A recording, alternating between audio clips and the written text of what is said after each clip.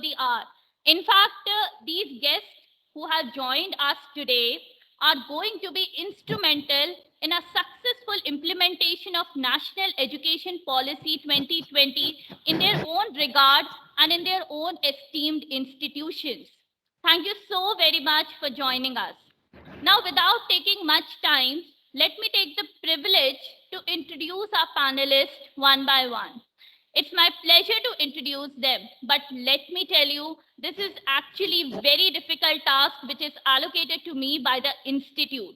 I must tell the participants that why it is so difficult for me, because when I receive the bios and profiles, please understand that they have spent their entire lifetime in building institutions. So if I just start narrating their biographies and the kind of work they have contributed, I would have taken more than half of the session. I hope I'll be doing a justice to the responsibility bestowed on me. Now, starting with, we have our first guest for the session, Dr. S.S. Mantha. Dr. Mantha is an alumnus of MS University, Baroda and VJTI, Mumbai. Sir is currently serving as as a Chancellor of the KL University and adjunct professor of the National Institute of Advanced Studies, Bengaluru.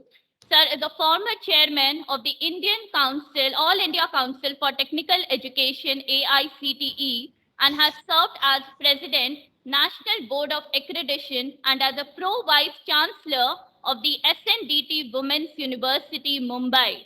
We once again welcome you, Dr. Mantha. Thank you. Now we have another guest, Dr. Manpreet Manna. Sir has started his teaching profession as a lecturer from Sant Longowal Institute of Engineering and Technology in the year 1997. Sir has attained the position of Director, All India Council for Technical Education, AICTE, under Ministry of HRD, Government of India, New Delhi from 2014 to 2018. Sir has also worked as a director of Swayam MOOCs project and Prime Minister's Special Scholarship Scheme. Sir has over 140 research publications for leading national and international journals of repute. Sir is also the editor and reviewer for many international refereed journals.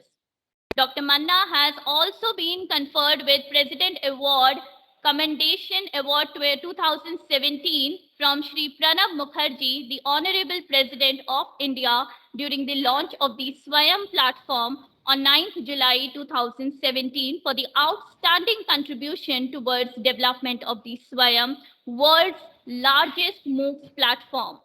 Words are less, there are many such other accomplishments to his credit. We welcome you once again, Dr. Manna. Thank you. Thank you very much. You're welcome, sir. Now we have another guest, Dr. Nitin Malik. Dr. Malik has vast international and national exposure of higher education with more than 30 years of professional experience. Sir has wide experience of holding senior administrative positions in his widespread educational journey. From being an academic coordinator to joint registrar in GGSIP University, New Delhi, to currently being a registrar at Dr. B.R. Ambedkar University, Delhi. Sir has been an inspiration to many of the academicians. I'm one of them. And Sir has also been a nominate member of the 4th State Fee Regulatory Committee, SRC, Department of Higher Education, Government of NCT of Delhi. Sir has various research publications at national and international journals of repute. It is always a feeling of being blessed and privileged to listen to you, sir. Words are extremely less to narrate your journey and accomplishments in the industry. It's been a pleasure having you today. We once again welcome you, Dr. Malik. Thank you very much. Thank you, Neha. You're welcome. You're welcome, sir. Now we have Professor Dr. Primendu V. Mathur.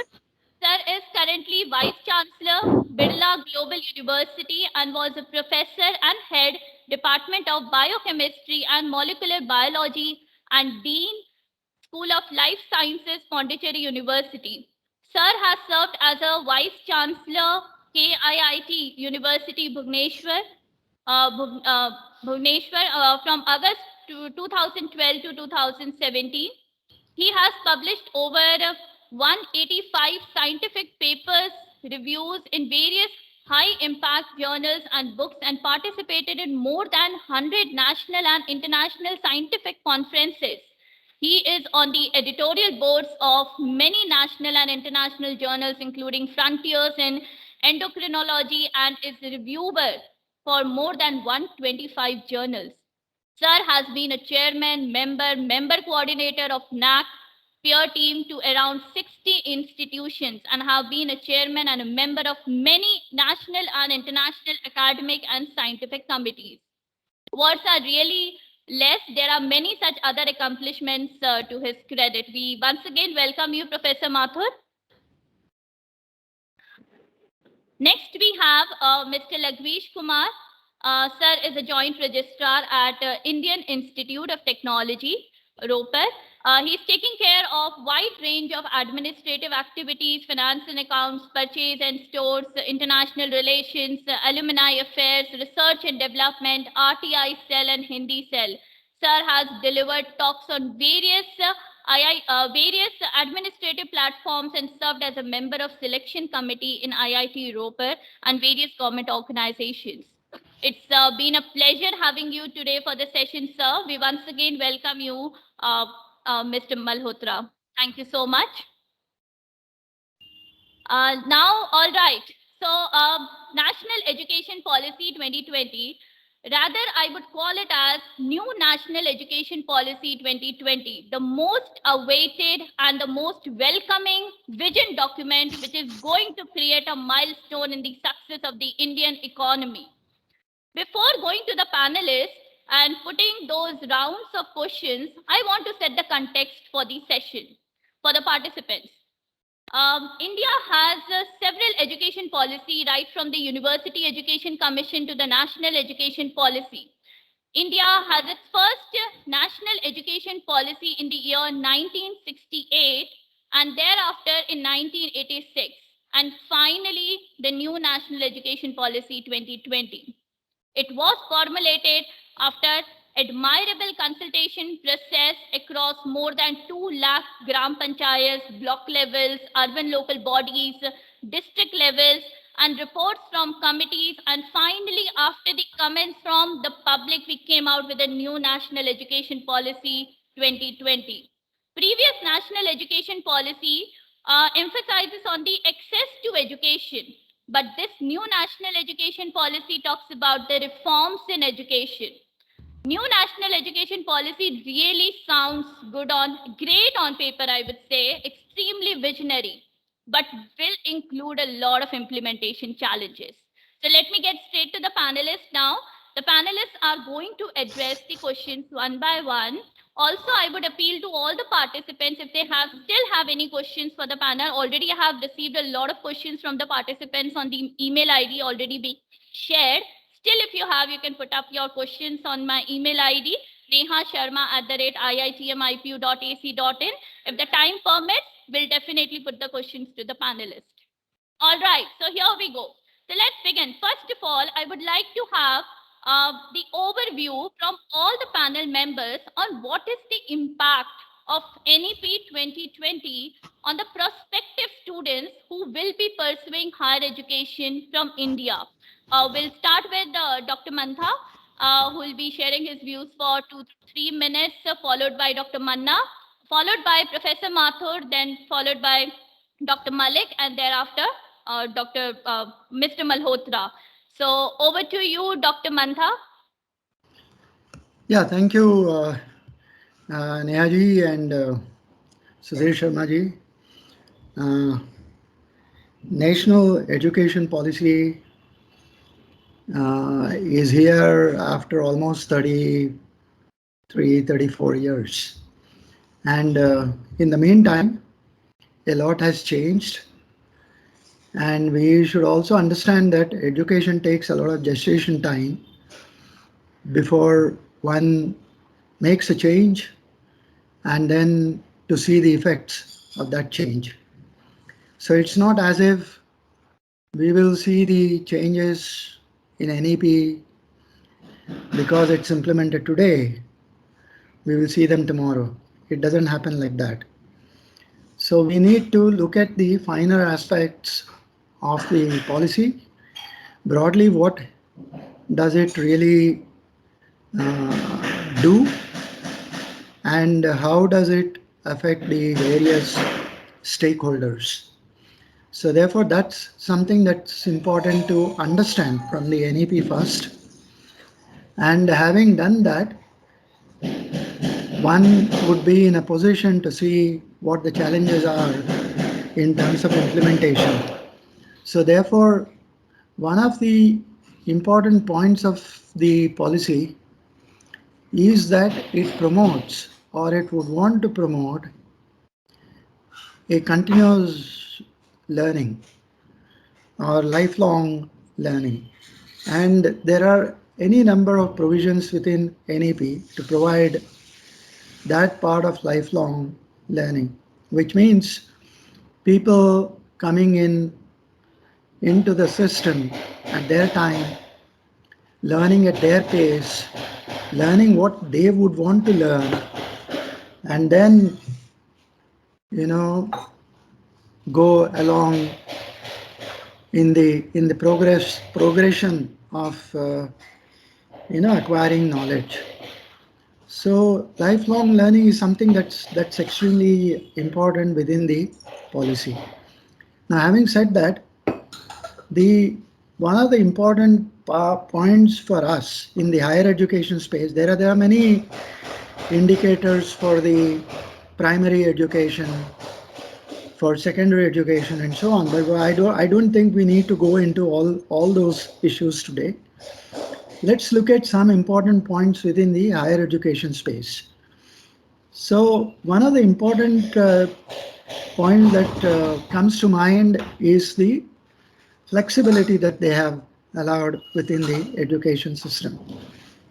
Now, which means like the National Skill Qualification Framework, which I had on occasion to design and create when I was at AICTE, similar to what the NSQF does are the provisions within NEP for the higher education space.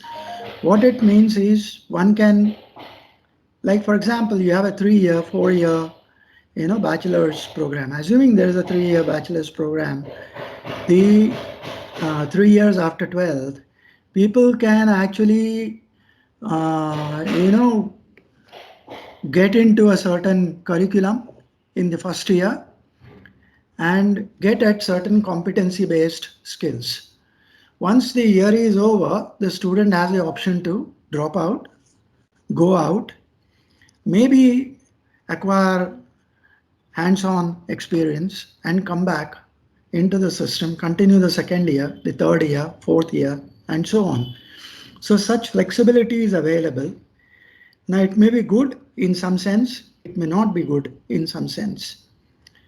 It will be good in the sense that people get an opportunity to go and work and learn at their pace. But the real challenge is to create a curriculum that fits in this kind of design. What it means is, if I have to complete 1 year after 12th and go out into the job market, into the employment market, then they should be able to have defined job role for me at that end. So conversely, the curriculum will have to be designed so that every year is connected to some job role. Now that can be a real tough point to implement, because the industry doesn't have such specific designed job roles year after year. So even if I have completed 1 year, still my qualification is just 12th, and I am still going on into the employment market to find a meaningful job. So unless the curriculum and the industry, they see each other face to face and create a curriculum that's dynamic enough to accommodate this kind of thing, it will be pretty difficult to implement that. The second point is the flexibility in terms of creating one's own degrees. In fact, UGC has released recently the regulation for credits, academic bank of credits. Now, what it does is, I mean, there is nothing to fault within the content and the way things have been defined and so on.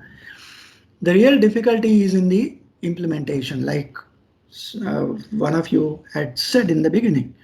So therefore, the need to assign credits, I mean, every curriculum, in order to make it meaningful, will need some core courses. You can't have everything under the sun in the flexibility mode. So you will have certain core courses in a certain discipline, and then you build onto it by your preferences, your likings, and so on. Again, from an implementation perspective, yes, it will be tough in terms of the number of students that we have, the large population we have. If everyone starts doing this, then it's a difficulty in terms of ultimately connecting them to the industry. Now, if a student creates his own degree, his own curriculum of a degree, and then approaches an industry, what is the job that he is trying to get into? So these are questions which have to be answered. The third most important point is, like, if I get certain competency based skills based on my liking, based on my understanding, then how does it translate into the final discipline based knowledge for me? And how does it connect me to the kind of research that I would probably be doing at a later time? So therefore, these are some of the questions that would be there in terms of, but yes, the multi-point entry, exit, credits, you have a bank of credits. In fact, one good thing that has happened is this whole structure of defining everything on the basis of credits will mean that ultimately the fees that is charged to a student will be based on the number of credits that I carry. So if I get into an institution and let's say I do a course of 3 or 4 credits, what do I pay?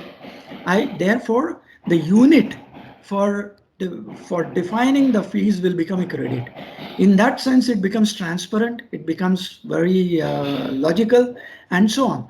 But then the question is, if I need, let's say, 50 credits, and then I go to 4 or 5 different institutions, and if each of them is providing similar kind of content and so on, and if different students are there in this system in different institutions and so on, it's quite possible that for the same course there will be a different fee because there are different facilities that are associated with that coursework.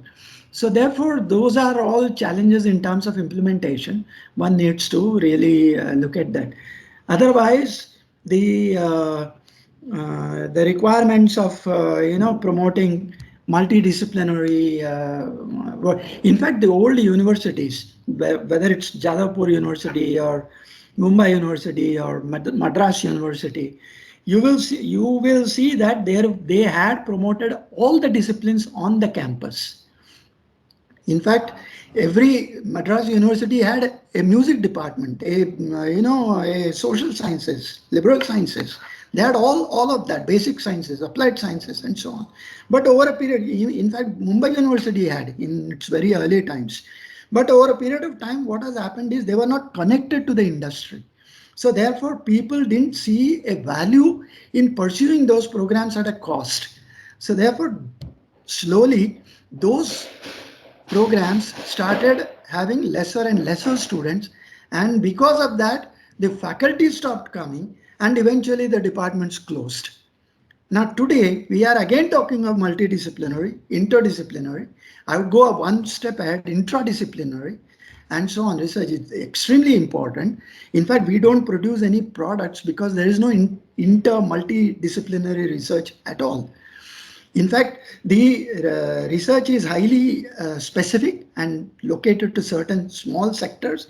I'm not commenting on the quality of research, that's very good, comparable to anything in the world, but then they don't translate into anything that is tangible. The multidisciplinary research, the interdisciplinary research probably will allow you to do all that, and therefore it's a good thing to do. Again, the question is how much money is provided for doing all this. Whereas last year we had just about 2.7% of the GDP given to education. This year in the policy we are talking of 6%. So translated, it becomes many thousands of crores of rupees. So therefore, how does all that happen? So somebody will have to really look at the main points of the policy, which are extremely good, but translate that in terms of implementation and so on. That will be the real challenge. Thank you. Thank you. Thank you so much, Dr. Mantha, for sharing your valuable inputs to this new National Education Policy 2020. Over to you, Dr. Manna. Yeah, thank you, Neha-ji. Yes, very elaborative way, Professor Mantha-ji, because he's such a seasoned, academic leader in our country. So I'm just taking forward the way he's taken. I'm going to take in a different aspect. Of course, research is one of the core area for higher education. We can never neglect it. But at the same time, if you look into the neighboring country like China, other countries, being they do not have the even an equal amount of educational institutions as we have in India, 900 plus universities and some 60,000 plus institutions, our gross enrollment ratio is too low in higher education. That may be the one pinch which would like to be addressed in NEP 2020 when you talk about the higher education. Look at here, same time they are bringing ODL and of course OL. What is that? Means those could not reach to your campus. Forget it, the multidisciplinary part and even the multiple entry exit, at least they should touch the higher education. They should have a feel of the higher education. So these all are the options. Now, second part, I will take it to the multiple entry exit to the other way. Yes, of course, what Professor Mantha said, it's absolutely right. Every exit point, there should be some readiness in the industry to be acceptance. If in a 1 year of certificate program, you are not giving any skills, there is no fun to we are creating a unemployed graduates in my country and they are not even a graduates because after 1 year, you're not going to give a graduation degree. I'm totally agree with him. But at the same time, in my country, there's one more confusion, we always follow the peers. During my 10 years of a school study, I have a good friends in my class. If they are going to opt the commerce, although I have a good talent in my engineering, I just opted the commerce. And after 1 year, I came to know, I realized that Papa, it's not my cup of tea, but I have no change. That was the scenario happening before this NEP. And after this implementation, after 1 year, I can go to the right path. I can go to the right direction. Instead of spending my 4 years in engineering, I think I can go for the commerce and maybe some, humanities. And I may carry with me, tu jahan jahan chalega, mera saya saath hoga. The credits are coming with you because of ABC. Academic Bank of Credits is going to give you this privilege and leverage that you carry your credits, but no need to be study the English again. No need to study that mathematics again, which you already have studied in the previous class in the other stream. So these all are the part. And one more thing, it gives the fragrance or a sense of the European education system, American system. They are more in skills. Instead of putting you for a 4 years of graduation, then 2 years of post graduation, and then also say you do not have these skills. Sorry, we can't give you a job. Then what the hell I was doing in 6 years in your campuses? I paid a huge amount of fee. I completed my MTech and still you are asking me to come with the Python, come with the AI, come with the IoT. So now students are more towards the skills and skills does not require 6 years of time.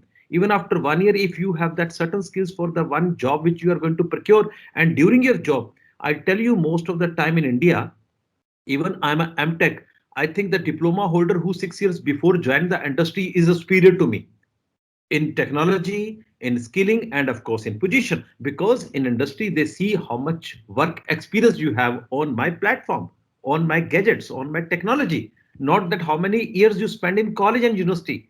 Because today our students are too mature, they do not require the 6 years to become in the university to become mature. They are mature even in a metric class also. It is not that generation at metric class we are hardly knows what's happening around. And today, because of the internet and IT, student is well matured in 10th class only. Only they need the true skills, what Professor Mantha said, the skilling, the NSQF, it is going to be get implemented in a side manner. So the higher education point of view, NEP, of course, given a very great USPs. These all USPs go together, of course, lifelong learning. That's another point. And multiple entry exit is going to be given another thing. And of course, choice based credit system and ABC is going to be the face changer of country for the higher education system, which I feel, which I believe. That's it. Thank you.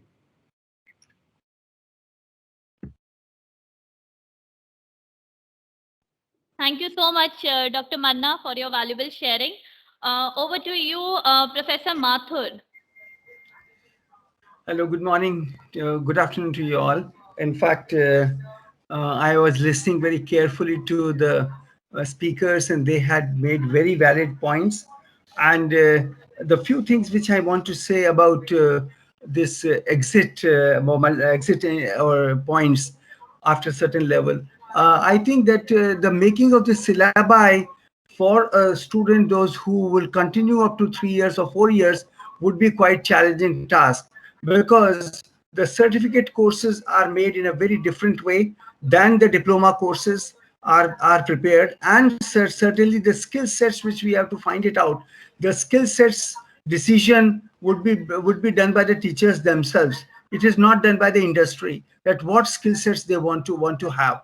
So, and the second problem with these things are there, that the teachers themselves have come from a system where the skill sets were never imparted to them.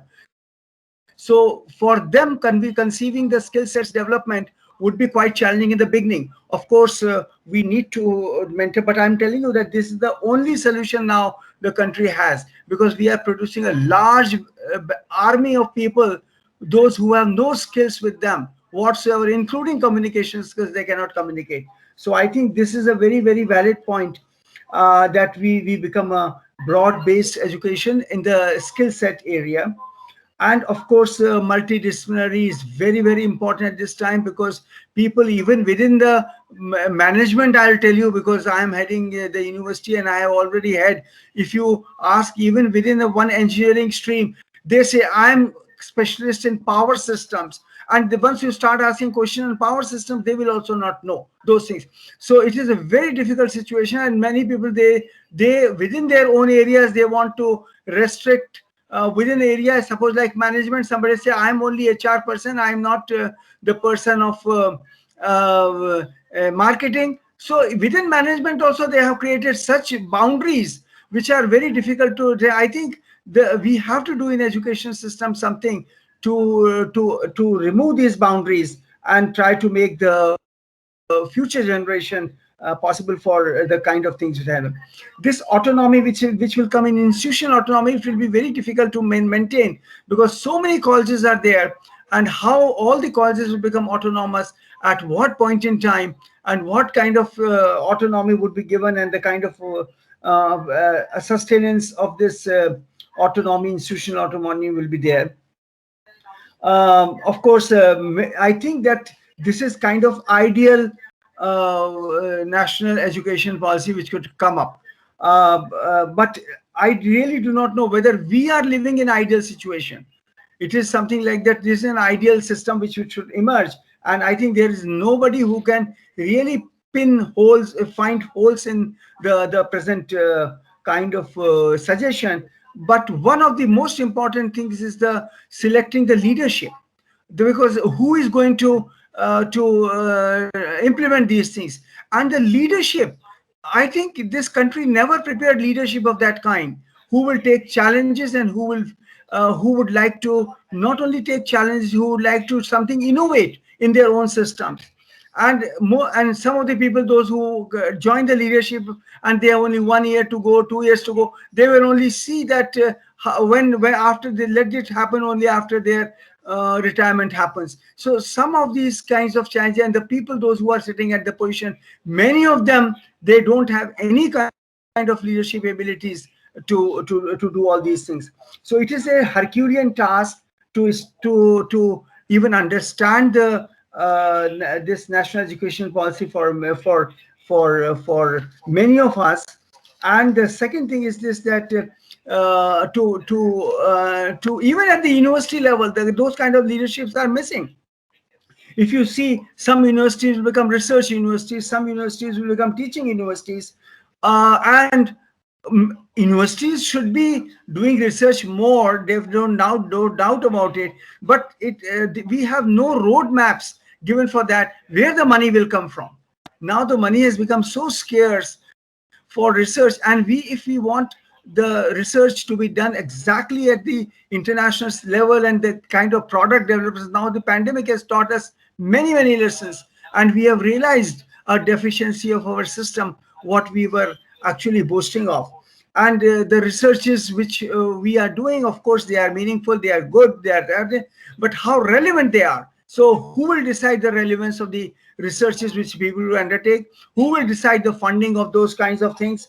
And the kind of the students, those who will join at different places, the kind of mentorship they would require, I really do not know. I'm just only worried about the mentorship part. I have no problems with any of the points which have been suggested, whether it is multidisciplinary, whether choice-based system, or moving to more liberal, which should have been there, liberal undergraduate education, or the industrial relationship.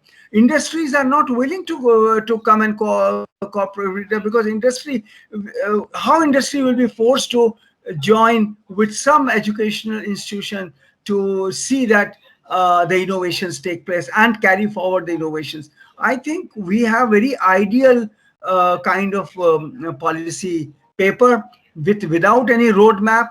In fact, whenever such policies are decided in Western world, a roadmap is also given, a kind of help book is given that how to achieve that.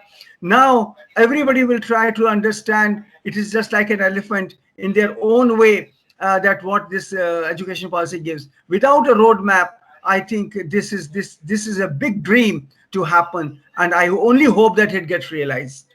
Thank you so much. Thank you so much, Professor Mathur, for your valuable sharing. Over to you, Dr. Malik.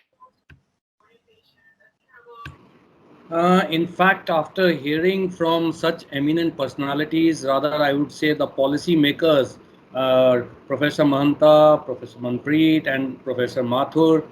So when this idea came and when Neha talked about this summit to me, I had a different point of view, where I had thought that I would speak on the in this panel on the new education policy, how it is different and how it is needed at present.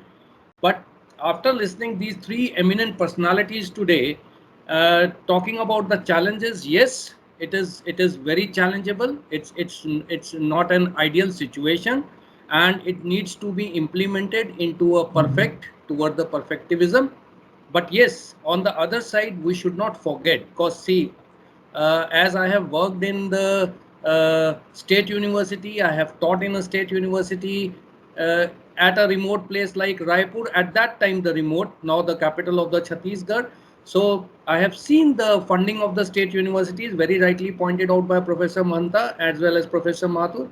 Then coming to an university like IP University, which is an affiliating university, totally onto a technical and professional streams, and now working as a registrar in a different kind of a unitary public universities, which is totally focused on social science, humanities, and liberal studies. As Professor Mahanta was talking about the example of the Jadavpur and other social science university. So I think to all the esteemed panelists and all the participants over here, that it has been a long time. In like 34 years, we followed the national education policy, which was given in 1986.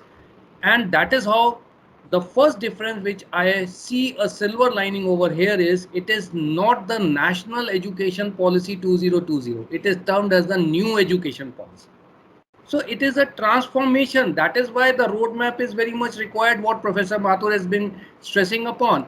But over here, I would also like to stress that as an anthropologist, because I am a trained anthropologist and I taught anthropology for a long number of years at a university level. So as an anthropologist, we always say that there cannot be a national policy. I mean, like if you say there, if we see that if we have to design the garments also, my shirt size is 44. So there is a 44 size which is available, but that cannot totally fit into my body. My body has its own structure. Maybe I have the size of a 44, but somewhere I'll have to get it altered. Same with my other wear clothes. So that is why the first and foremost important, which according to me, maybe I may have a different views on that, that the terminology, the coining of it as a new education policy 2020 is a welcome step, and this education policy is more onto a high quality education. See, we have been carrying out, the policy makers have been carried out. There have been a number of statutory bodies, UGC, AICT, both of them represent from there. The Mahanta Saab had been the chairman of the AICT, and Manpreet Saab has been the director of the AICT. So there has been a statutory bodies all around. AICT is there, UGC is there, NCT is there, Bar Council is there. Number of rules and regulations have been there. It has been into a tight compartmentalization. Number of quality factors have been introduced. Number of things have been carried out in the last few years. But still, where are we? That has to be taken into account. That are we really giving a high quality education to our society? Are we catering to the needs of the society? Are we really functional in such a diverse field where we have a geographical diverse, we have the linguistic diverse, we have the resource diverse into the universities and higher education structures. We have almost touching now 1000 universities. We have a different systems. We have the public universities on one side, we have deemed universities on one side, we have the private universities on the one side, and universities are functioning, no doubt. The course curriculum, academic structure is all defined everywhere, it is defined, but then still we need to have quality parameters into the consideration for the overall development of the understanding of knowledge. See, now the even the change in the continuum of education is there. We all agree as an educationist, we cannot say that education is only restricted to understanding of knowledge. It cannot be that we have to only learn the knowledge and then we have to go out into the society and implement and deliver what we have learned. It is not restricted. When the global changes are doing so fast, technology revolution is at a high stake. Professor Manpreet was talking about the IoT, he was talking about the AI. So then at that moment, when we have to have a global knowledge, we have to deliver the knowledge at the grassroots level. So the entire structure of the education policy needs to be changed. No doubt, no doubt, it is a challenging task ahead. It is a Herculean task ahead, but I think all the participants will agree on this, that no doubt this education policy has been given, but it is us only. We have to make it forward and make it achievable by carrying out the difference what we have observed in the last number of years and what has been emphasized into the new education policy 2020. If we really have to make India a sustainable and a global knowledge superpower, the education, as I was saying, not only restricted to understanding of knowledge, it has to be a creativity and the creation and innovation. And let me tell you, degrees are not fetching the employment. I don't think, I always say, I'm sorry to say over here, with the number of engineering colleges which have been increased into the country map, number of medical colleges increased into the number of into the Indian map, and higher educational institutes also, still we are not catering to the society. When I was a student, I'm talking about 80s, when I passed out my 12th, the nearest engineering college to Delhi was the Delhi College of Engineering, the nearest was another was the REC Kurukshetra, and it was very difficult to get admission into engineering.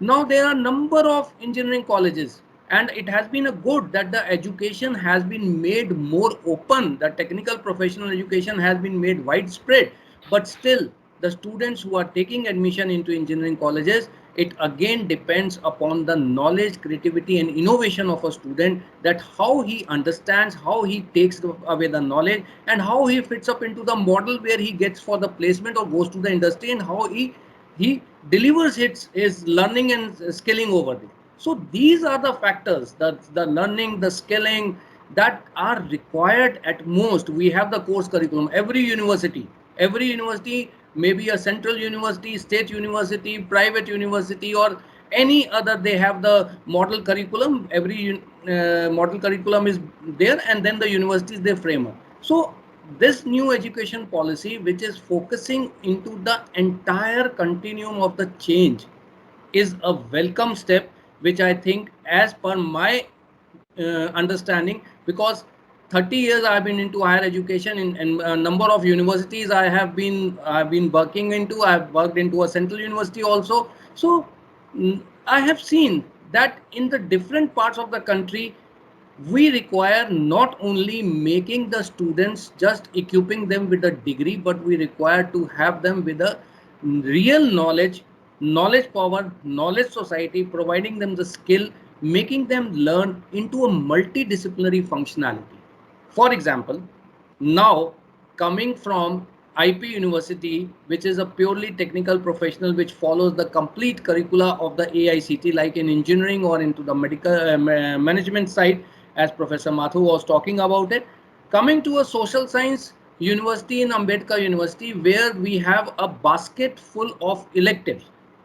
For example, student studying economics, he wants to study, let us say, psychology, or he wants to study sociology, or he wants to study global studies.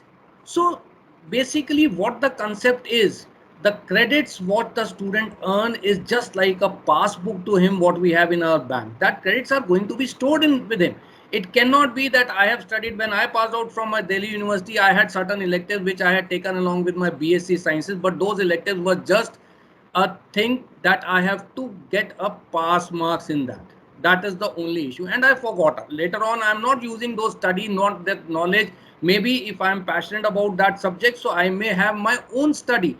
But over here, when you are passionate, you are not into a fixed defined domain. You are into an open system where the multidisciplinary academic credits, whichever you are going, which the student is going to earn, is going to be remain with him for his future needs. And definitely multiple exit and entry scheme. See, our country is a country where employment is also considered to be a main factor. Now means like no doubt, no doubt what my previous speakers have told about it, it is not easy. I totally agree with them.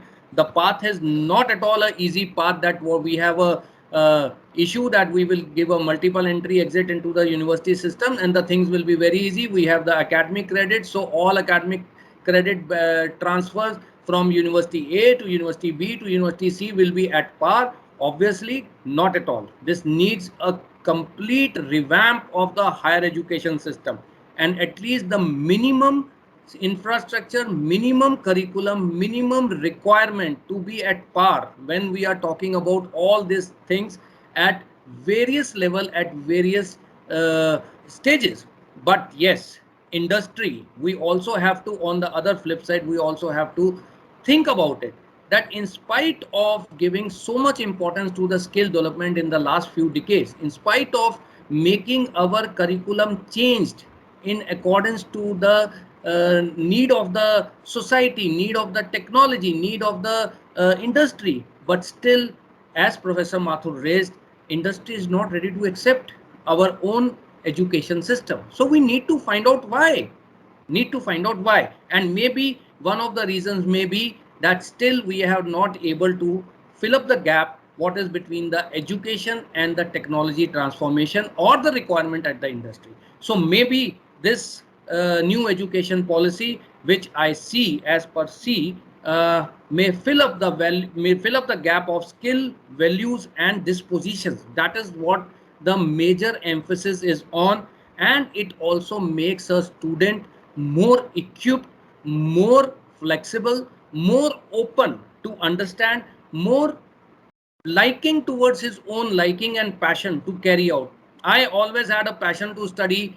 Let us say, for example, I have a passion to study the Hindi as one of the subject, being my language.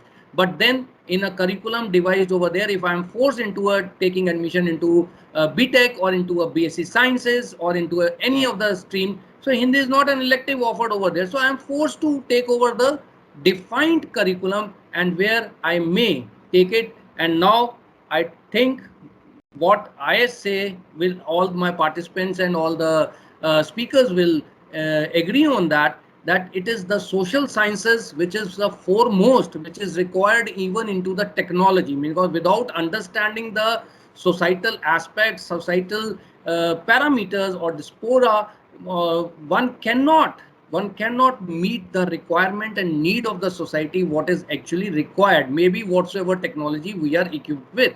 And that may be one of the reasons where the combination of basket of credits given and combination of options of multidisciplinary subjects and number of exit and entry points, that I go to an industry, then as a student I find, no, I have to equip myself, I have to be at pace with the with this technology. So I take sabbatical, I come back, I study, and there is no age for learning, and it is a learning is a lifetime continuum. So I think this new education policy, which I started with a size of 44, making it as a national education policy to be fitted to all, cannot be fitted to all. But yes, new education policy is a map on a canvas where we have to define the roadmap. And now see, means 1 year completion of this new education policy. Our honorable Prime Minister has given again the certain directions. I mean, like now, if in an engineering institute, definitely, if in the first year of an engineering institute, the regional language is being taught, so but the student can understand much easier, much more. The sign language has been given a subject. See, there have been changes, so we have to change. We have to change with the time continuum, and let us all hope that this new education policy, no doubt, totally agreement with all the speakers, Herculean task, not an easy task, with full of problems, difficulties, maybe a roadmap need to be carried out. Yes, I totally agree. And universities, especially the public universities where I am working, because it has been focused more on the public universities, that they have to set up an example, they have to prepare a roadmap. And let me tell you, all my dear friends over here, as in Ambedkar University, we have already moved up, and we are starting up with the roadmap towards the new education policy in a stepwise manner. And maybe after 4 months, we come out with the first phase of a roadmap where the students have to have an hand holding and has to be equipped with knowledge, skill, values, and disposal. With this, I end up over here. Over to the other speakers. Thank you very much. Thank you so much, sir, for indomitably explaining your views in regard to NEP 2020. Thank you, sir. Over to you, Mr. Malhotra.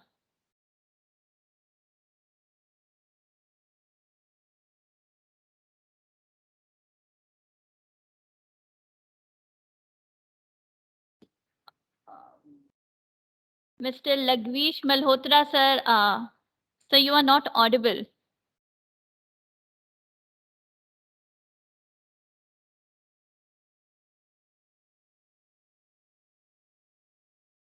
Malhotra, sir, you are not audible.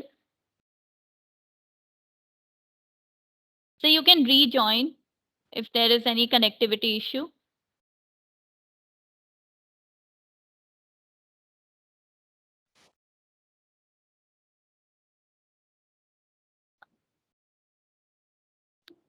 Malhotra, sir.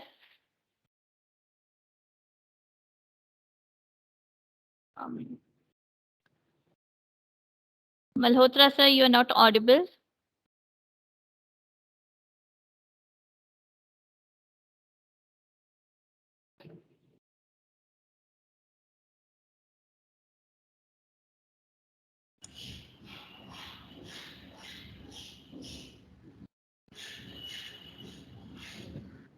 Okay, so let's proceed. Meanwhile, maybe sir has a connectivity issue. Okay, so thank you so much for such a wonderful overview on NEP 2020 by all the dignitaries. Let's moving forward. It gives the students an opportunity to develop themselves in a holistic manner, this new education policy 2020. COVID has actually proven us one thing is certain, that everything will be uncertain. Jobs are changing rapidly. Technology and other things are picking up the pace. And we need to prepare students, as very well highlighted by all the dignitaries, that yes, skills are equally important. It's not only the degrees. So let me also ask, we'll start with Professor Mathur, then followed by Professor Dr. Mantha, and then Dr. Malik, and then Dr. Manna. What institutional preparedness is required? What institutions need to align and realign based on NEP 2020? First time we are coming up with a policy which is student-centric policy. Good Student is afternoon. on the Am I audible now? Yes, sir, you're audible. So you would, please, sir, you can continue, sir. Yes, sir. Please. Good afternoon to all. Yes. Sorry, actually there was some technical difficulty in that, and that's why I couldn't join earlier. I was not audible. All of my previous speaker has told too much about this, that they have enlightened me too much, and they are very much senior to me, and I'm very much honored to be in part of this panel. And as Dr. Mantha, Dr. Manpreet, Dr. Malik, and Dr. Mathur has told, yes, they have told all the positive and negatives of the new education policy or national education policy, as what we want to say it. And there, yes, there is roadmap is required, but I would like to stick to the question also, that what will be the impact of the prospective students, how the prospective students who will be joining now after this launch of this new education policy will be affected with this. Yes, there were very positives and negatives of the old education policy. Yes, that mugging up was there, hard education was there, and in new education policy we have something very different things like flexibility of credits, academic credits, and there is no hard separation between the sciences and arts and culture, multidisciplinary approach, skill set approach, and multi-language also. As Dr. Malik has also told that in regional languages, or even IITs have also been told to start Sanskrit courses also, which nobody would have ever thought in past that IITs would ever start the Sanskrit course. Like everybody was saying that it is difficult, that autonomous this, but IITs are autonomous, and they are doing this multidisciplinary, because we have social sciences department since long back. We were floating economics courses, language courses, phonetics courses, that courses, and yes, credit based. We are already doing credit based. This academic credit, etc. Bank, we are already following that. We are not following that AICT or UGC, etc. Anything. And the students are getting benefits. If any student has to pass the BTech degree, he has to take 160 credit or 140 credit as per the course curriculum, etc. And that's why, but yes, there is no scope at present that any student wants can go after 1 year or 2 year or 3 year or 4 year. But the main emphasis of this national new education policy is that how to bring back the backdrop students also. There are many students in India which have dropped their studies due to many reasons, maybe due to they want to do employment, due to marriage, due to any other difficulty, or they want to go to abroad for studies also, and they want to come back, they want to have some skill set like AI, IoT or something. Then they'll be benefited with this new education policy. Like my own son, he is in 10th standard now. He has option that he wants math at standard level or advanced level.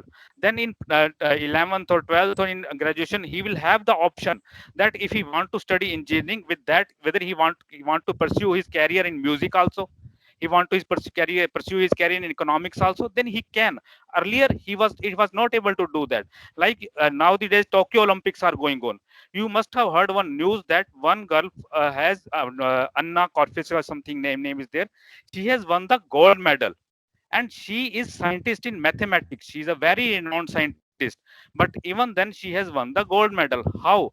Without any coach, without anything, just pursuing his passion while studying also, while job also, that she was able to do this. This is the benefit of this multidisciplinary, that people will be able to do their passion also. Sometimes by doing music only you can't earn too much that you can survive in your life. Maybe you will be doing only a music technology only, and there is no such job market, but that is your passion. Then now government, this new education policy will give you an approach, give you a platform that you can go to job market with doing some skill sets which you like. But you have passion of singing, you have passion of painting, you have passion of art, you can follow that also. Like there is one university just about 6 7 years back has opened in Sonipat, Ashoka University. That is liberal sciences university. They are giving economics also and sciences also. both things they have combined. Like you earlier also the speakers have told, in Jadavpur University it was going on, in Mumbai University it was going on, but that has been closed because there was no clear cut roadmap, or there was no clear cut policy that how to get out, how to, after completing your passion of having credits, you can come out. But now you can come out. Earlier, if anybody wants to study the music forcefully, he has to study only music, nothing else. Now anybody wants to do BTech, he can study the music also. Yes, there may be some drawbacks also, but the student has to be wise enough, and today's student is much wiser enough than earlier students. My student at 10th level knows the computers, laptops more than me. My mic was not working at this moment. He came and he started my mic. I was not able to do that. This is the stream of students nowadays. They'll be 100% benefited that yes, there are difficulties. Whenever we'll start something new, there will be difficulties. There will be 100% difficulties. In IITs also, it was difficult to start IITs. It was difficult to start such a great level institutions, but we succeeded. We succeeded and we have delivered. And number two, we don't need only the top class leaders or top class engineers that who will complete 4-year degree and then go to market. We need workforce also, who will do the work on the shop floor in the company. If everybody will clear the 4-year degree, then who will work in the shop floor? Nobody will work on the shop floor. Then there will be unemployment. Why we need vocational studies? This is the reason. It means I just want to say that yes, students will be impacted too much. Student has to be wise enough that how to choose, how to complete his passion also, and how to prepare himself for the job market also. Thank you very much, and sorry for this technical glitch. That's okay, sir. Thank you so much, Mr. Malhotra, for sharing your views. Okay, so moving forward, I was talking about this is the first time we are coming up with a policy which is student centric, and the student is on the driving seat. Will not teach what we want to teach being a teacher, but student will learn what they want to learn. So introduction to, as Professor Mantha very well explained, introduction of 4-year flexible graduation program where students will have multiple exit options with appropriate certifications at every level. Establishing systematic, diligent evaluation process, very challenging. So if you could touch upon the implementation of these points, that what is the institutional requirement, preparedness, what alignment and realignment the institutions need to do for the implementation of these things. So we'll start with Professor Mathur. Over to you, sir, Professor Mathur.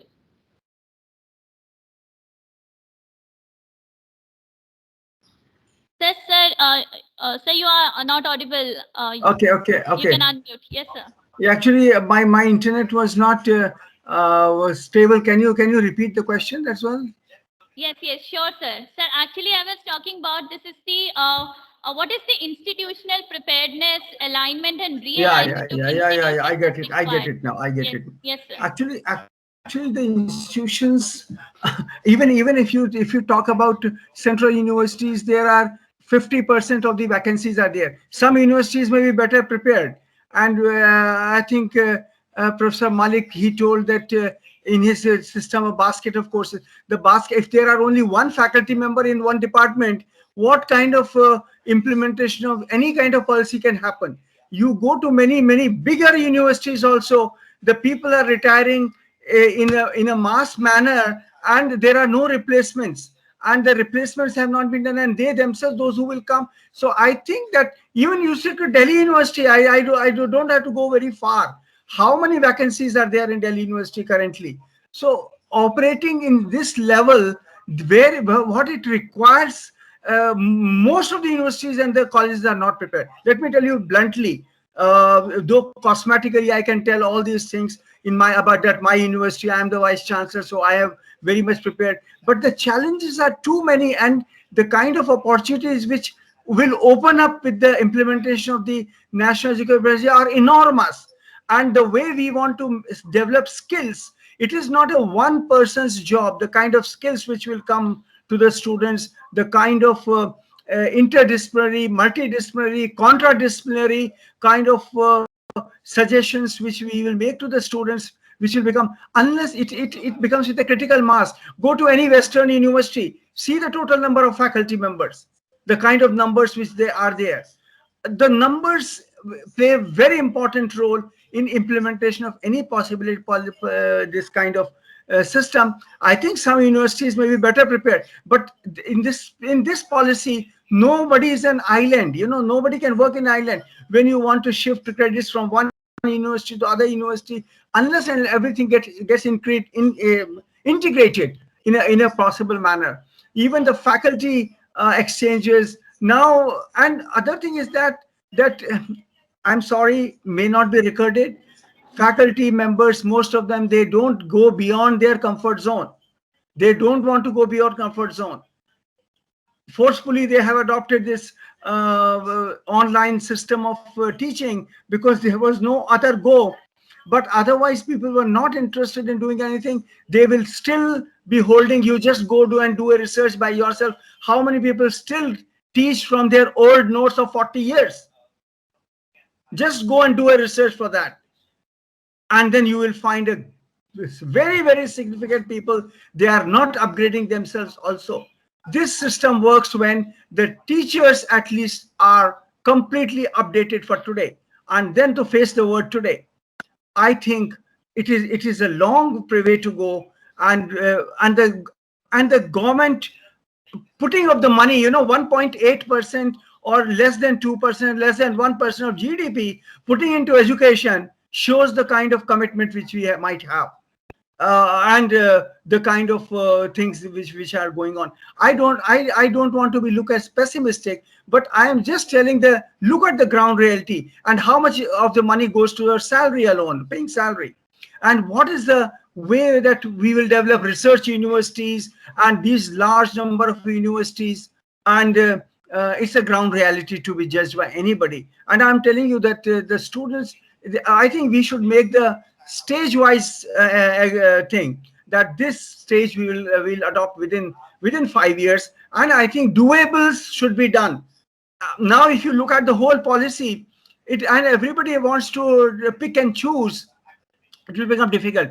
Let us have doable things done first, and then some committed people should be doing that thing across the all. Like banks integration takes place. It happens like 3 banks merged together. They said that by 1st of April, their books will be done, and they are done. Many of our accounts, they got shifted to other place. But will that thing should happen in the education system also? I think I have nothing much to say. Thank you so much. I know that very distinguished panelists you have. Thank you so much, Professor Mathur. Very well expressed the ground reality of all our Indian universities, what we are having right now. Thank you so much, sir. Over to you, Dr. Malik. Very well explained by Professor Mathur. That is the ground reality. Yes, I totally agree that number of universities, and especially the public universities, let it be a central university or the state universities, the number of teaching faculties have not been filled by the regular permanent faculty. One point. Another point, the leverage by the faculty who are already employed into as a permanent faculty member. Yes, they also don't want to come out of their comfort zone. Number 2. Number 3, the privileges and the functionaries benefits which the government give to these faculty members. Like one major issue in our country, I'll just raise what Professor Mathur added. Now I'm coming to the flip side of the implementation of the new education policy. When I was the first registrar of the Central University of Haryana, we were facing a lot of problem, what Professor Mathur has raised, that we were not able to get the senior academia into the university. We were not able to recruit the professors and associate professors because none of the senior people from the public universities were ready to come on a permanent assignment, as these all central universities were established after 2009 by the 2009 Act, and there was no pensionary benefits over there apart from the NPS scheme. So nobody would like to lose their pensionary benefit and come over here to teach into this thing. So definitely academia flexibility is a major issue which needs to be addressed, filling up of the positions. But sir, then I have some other ideas also. I got a chance to work in a US also for a year, And there I saw, because all eminent personalities are here, all eminent academicians are here, and they will agree with it, that even in the Western side, when we take an assignment as an academia in a university, so we have to generate the resources as an academia. It is a real change, no doubt that it has to be thought upon it, that the teachers also have to come out their comfortable zone, they have to be trained, they have to be provided. So the path is not easy, the implementation path is not at all easy. And I totally agree with Professor Mathur, Professor Manta, Professor Manpreet, that it has to be in a stage manner. We cannot just simply jump that this is a new education policy. It took 34 years from the national education policy to change into a to idea of a new education policy. So definitely it is not an overnight affair. It requires a stepwise carrying out, and the roadmap has to be carried out, and especially in a country like India, which has such a diverse geographical, cultural, regional, languages barrier. So it needs to be into a each education policy at each state, at each level, then coming up and fitting up into a jacket of the new education policy. This is one of my views, which I think that we need to go it slow. The roadmap has to be defined. I totally agree with what Professor Manta said, that with every policy a roadmap has to be carried out. It cannot be that by one simple statement that this needs to be implemented by 2030, 2035. You have to carry out the gross enrollment ratio, take it up to that, and the government is not also supporting it with the resources. The resources is a major issue in our country, in our educational setup, whether the resources are created by the universities or higher educational institutes by their own method, research consultancy, or the government gives the support to it. Because salary also, as an administrator, as a registrar of a university, I totally understand that salary component itself is a very difficult aspect to be met by the state exchequer, when especially there are number of universities. There have been more than 900 plus universities across the Indian map. So in every state also now there are number of universities. So universities have increased. So salary is a major contribution which the state government or the central government, because education being in the concurrent list, so it has to be catered upon.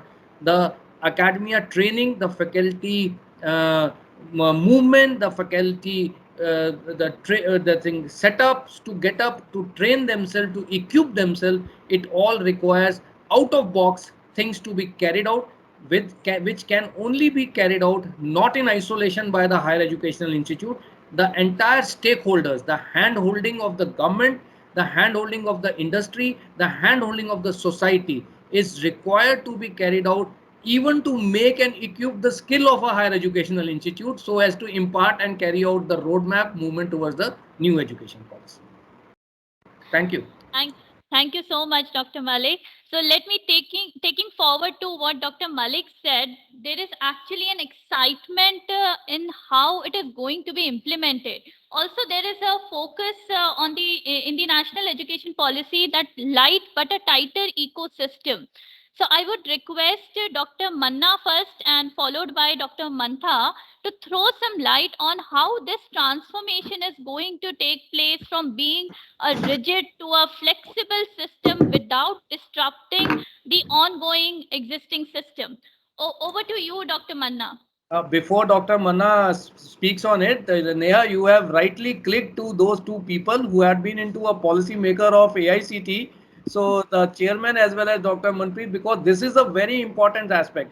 Dr. Manpreet, if you remember, I just touched it in my initial talk that AICT, UGC, NCT, Bar Council of India, all the regulatory bodies, I mean, like they have to be in consonance. Then only things have to be carried out. And I congratulate you, Neha, that you have picked up this light for tight, because they are the right people who have really worked on the desk, and they will tell us much better into it. That's true. That's true. I totally agree with you, Professor Malik. And yes, Neha, I must tell you, you are the, I think, the first this panel where you are raising this question, and the question to the right person. You know, in AICTE, before Professor Mantha's term, it was Inspector Raj. It was Inspector Raj, and people used to say, "You are going to AICT, आप ठीक ठाक वापिस आ जाना, नहीं तो लूट लेंगे आपको." This is a fact. और अगर वो आपके घर में आए तो भी लूट लेंगे आपको, वो इंची टेप लेके आएंगे. They will measure your toilets, they will not ask the outcome of the students कि आपका बच्चा IAS बना कि नहीं बना, आपका बच्चा इंडस्ट्री में गया कि नहीं गया, आपके बच्चे के माता पिता ने कहा कि मैंने अच्छी जगह पढ़ाया कि नहीं पढ़ाया, लेकिन आप ये बताओ कमरे कितने बनाए हैं, कुर्सियां कितनी लगाई हैं, दीवारें कितनी खड़ी की हैं. And when Professor Mantha started as a chairman of AICT, because I joined at the time, we realized that here we are facilitators, we are enablers, we are mentors, and that legacy taken further with the Professor Anil D. Sahasrabudhe is a great man, I must say, who brought a big change.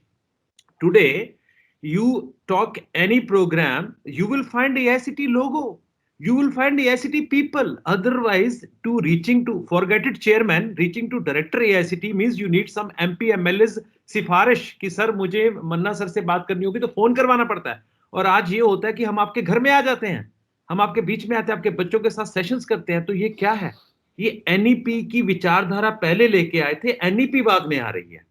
पहले NEP की विचारधारा बनाई गई थी. जैसे इस तरह के academic leaders professor Mantha, professor DP Singh, professor Anil D Sahasrabudhe, और हमारे बीच में एक पंत सर थे, मैं उनको कभी भूल ही नहीं सकता. He is again from Maharashtra, Avinash S Pant, a great man. They are grounded people. They never taken the positions on their head. अगर आपके एजुकेशन सिस्टम को कंट्री के अच्छा करना है तो वाइस चांसलर को ये रियलाइज करना पड़ेगा कि मैं हाईएस्ट एकेडमिक पोजीशन पे जरूर बैठा हूं, लेकिन मैं लीडर हूं. लीडर क्या होता है? सबका साथ सबका विकास. द पॉइंट इज सबका साथ सबका विकास तभी होता है कि लीडर पहले गेट सिक्योरिटी गार्ड वाले को कार रोक के कहता है, घर में सब ठीक है, माता पिता ठीक है, कोविड से कोई ज्यादा परेशानी तो नहीं हुई है, ठीक है, तुम्हारे यहाँ शेड बना देता हूं, तुम धूप में खड़े होते हो, तुम्हारे यहाँ शेड होना चाहिए. वो भूले ना कि तुम एसी में बैठे हो, तुम्हारा जो एसी चल रहा है, तुम वाइस चांसलर कमरे में बैठे हो, लेकिन ये सिक्योरिटी गार्ड भी ह्यूमन बीइंग है. वहां से बच्चों को एक रोल मॉडल क्रिएट होता है. वहां से पता चलता है कि हमारे कॉलेज में सिक्योरिटी गार्ड को भी उतनी इज्जत देनी है. हम उनको भैया जी कह के बुलाते हैं, अंकल कह के बुलाते हैं. हम ओए बात सुनना, ओ इधर आ, ऐसा नहीं करते हैं. ये यहाँ से शुरुआत होती है. बाकी डॉक्यूमेंट्स तो कितने भी बन के पहले हैं. ये पहली पॉलिसी तो है नहीं इस कंट्री की, और ना ये आखिरी पॉलिसी होने वाली है. 35 साल बाद आई है, 20 साल बाद अगली भी आ जाएगी. इतनी विजनरी भी नहीं है कि ये 40 साल चलने वाली है, क्योंकि टेक्नोलॉजी की 4 साल की उम्र है. आज आप बात AI की कर रहे हो, 4 साल बाद आपको AI भी नहीं याद रहेगी. आज किसी को कबोल या पास्कल याद है, आज तो आप पाइथन की बात करते हो. पाइथन 3 साल बाद पाइथन एंगुलर की बात करोगे. डॉक्यूमेंट्स आएंगे चले जाएंगे, लेकिन डॉक्यूमेंट्स को इंप्लीमेंट करवाना और उसकी याद बनाना, आज भी बहुत सारे लोगों को याद करते हैं, लेकिन कुछ नाम ही मुझे, अरे सेशन, मैं बचपन में था, सेशन अभी भी याद रहते हैं कि एक इलेक्शन कमिश्नर सेशन सर आए थे. अब्दुल कलाम जी को, बहुत सारे प्रेसिडेंट्स आए, मेरे सारे प्रेसिडेंट्स बड़े ऑनरेबल, लेकिन अब्दुल कलाम जी का नाम क्यों याद रह जाता है बच्चों को क्लास में? जब भी 4 लीडर की एग्जांपल पूछता हूं तो वो गांधी जी की देते हैं, अब्दुल कलाम जी की देते हैं, उसके बाद वो रुक जाते हैं. इसका मतलब 4 ही लीडर हैं क्या कंट्री में? ये 40 नहीं हो सकते, 400. ये NEP यही कहना चाह रही है कि हर एक को एकेडमिक, हमने लीप चलाया, यूकेरी प्रोग्राम चलाया, एकेडमिक लीडर्स क्रिएट करने के लिए चलाया, डीन्स को कहा डायरेक्ट. मैंने चेयरमैन साहब को ये बात AICT में कही थी, सर जब आप हमें एसोसिएट प्रोफेसर बनाते हो तो मुझसे पूछते हो कितनी PhD कराई, कितने SCA पेपर छापे, कितनी किताबें. जब आप किसी को NIT का डायरेक्टर बनाते हो तो पूछते हो कि आपके पास एडमिनिस्ट्रेटिव ये है कि 10 बच्चे 12 के नारे लगाएंगे तो मैनेज कर लोगे, 20 टीचर की पॉलिसी को मैनेज कर लोगे. तो वो तो साइंटिस्ट आप लाके बिठा दिया डायरेक्टर. एकेडमिक्स और एडमिनिस्ट्रेशन, इट्स इंटायरली डिफरेंट. और हमारे देश में एकेडमिक लीडर वही कहलाएगा जो रिसर्च के टाइम पे तो रिसर्च करता है, लेकिन जब वो चेयर पर वाइस चांसलर की, डीन की बैठता है, जब वो चीफ वार्डन भी बनता है, तो उसको पता होना चाहिए कि बच्चों का दर्द क्या होता है, माता पिता का दर्द क्या होता है, देश का दर्द क्या होता है. नहीं तो फिर वो तो अपनी लैब में जो काम कर रहा है तो साइंटिस्ट को वहीं रहने दो ना, उनको क्यों बुलाते हो भैया आप डायरेक्टर बनाने के लिए, वाइस चांसलर बनाने के लिए? तो उसके लिए भी तो लीडर्स पैदा करने हैं. तो परख की जो बात अभी सर ने पकड़ी है, बहुत बड़ी नर्वस पकड़ी है. मैं 1 मिनट और लूंगा. हमने कहा टाइट, लाइट बट टाइट. कारण क्या है? जब हमने बिल्कुल लाइट किया ना AICT में, हमने विजिट्स बंद कर दिए, तो क्या होने लगा? भरमार कंप्लेंट्स आने लगी. उसकी साड़ी मेरी साड़ी से सफेद कैसे, पड़ोसी की, सर उसने बच्चे गलत भर्ती कर लिए, सर उसकी फैकल्टी का बायोडाटा झूठा है. तो हमने कहा भैया ये भी नहीं होने वाला कि अगर हमने आपको सेल्फ डिस्क्लोजर अलाउ कर दिया, गवर्नमेंट ऑफ इंडिया ने कह दिया सेल्फ अटेस्टेशन, इसका मतलब आप मुझे गलत पैन दे दोगे, गलत आधार. हमने 1700 जब गोस्ट फैकल्टी पकड़ी जो एग्जिस्ट ही नहीं करती मार्केट में, जो पैदा नहीं कभी हुई, और वो कहां से कॉलेज में पढ़ा रही हैं.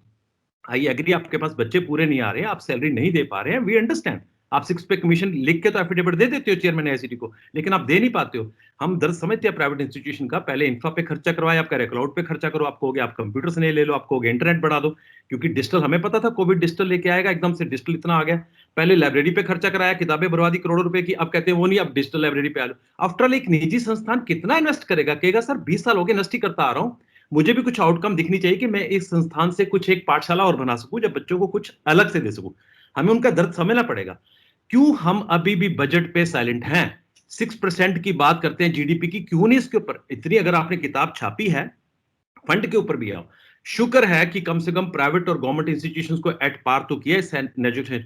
यहाँ पे ये होता था कि आईटी के एक प्रोफेसर है, धनी है, टॉप क्लास हैं, जैसे ही उन्होंने प्राइवेट यूनिवर्सिटी के वाइस चांसलर ज्वाइन किया, हम उनको एक्सपर्ट ही नहीं बुला रहे थे नैक में, एनबीए में। नहीं सर वो तो प्राइवेट, अरे भाई 40 साल की उसकी लेगेसी है, तो एक दिन में वो करप्ट आदमी हो गया क्या? प्राइवेट इंस्टीट्यूशन का प्रोफेसर नहीं होता, गवर्नमेंट इंस्टीट्यूशन का प्रोफेसर ही जाके विजिट करेगा।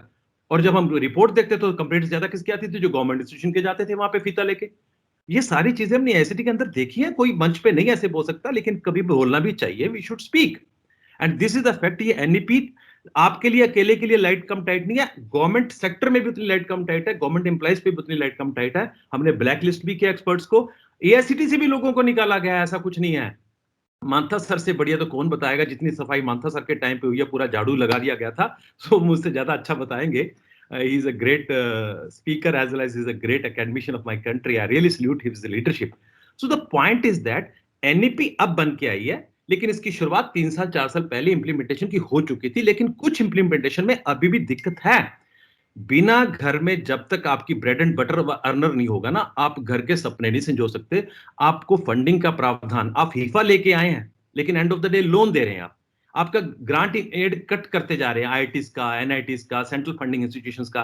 फिर आपको थर्ड जनरेशन आईआईटीज पे जाने की जरूरत नहीं थी। 7 आईआईटीज मेरे देश के लिए मोर देन सफिशिएंट थे, दूसरों को एम्पावर करना था, रादर कि इसको आईआईटी का टैग देना था।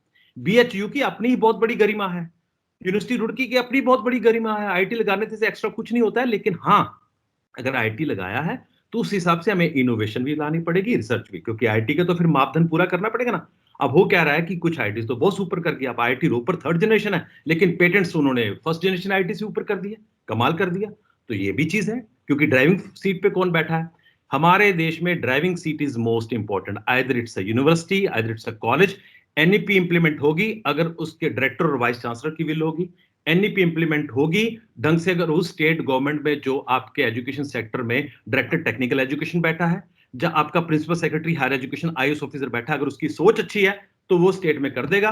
वो स्टेट्स बहुत कुछ कर रही हैं, वो स्टेट्स तो अभी तो एनईपी की फुल फॉर्म ही नहीं पता। When I talk to the principal secretary, मन्ना जी ये क्या होता है? मैंने कहा कुछ कॉन्फ्रेंस करवा लीजिए आपके यहाँ पे। अरे छोड़िए मन्ना जी, पहले ही बहुत कोविड की चल रही है पॉलिसी, अब ये नई एनईपी क्या आ गई है। So this is fact, you know, country एक है, कहने को कंट्री एक है, लेकिन हम बिखरे हुए हैं। इन मोतियों को इकट्ठा करना पड़ेगा, माला बनानी पड़ेगी, this is what. And otherwise कौन सी ऐसी देश की पॉलिसी आई है जिसके इंप्लीमेंटेशन में चैलेंज नहीं आए? और कौन सी ऐसी पॉलिसी जब हम नहीं कह रहे कि ग्रास रूट लेवल पे नहीं पहुंची? क्यों नहीं पहुंची? अब गवर्नमेंट मोदी जी जाके थोड़ा ना कॉलेज में पढ़ाएंगे। अगर टीचर को कह दिया कि तुझे करिकुलम रिवाइज करना है, री इन्वेंट करना है, रीडिजाइन करना है, तो भैया तुम्हें करना है ना। बंद कमरे में तुम अंताक्षरी खेलोगे तो ऑटोनॉमी भी तुम्हें चाहिए बीइंग अ टीचर, नहीं तो फिर नारे लगा देते हो कि हमारी ऑटोनॉमी छीन गई। तो सारी चीजें एक आदमी पे मत छोड़िए, सबका साथ सबका विकास, it is a team work.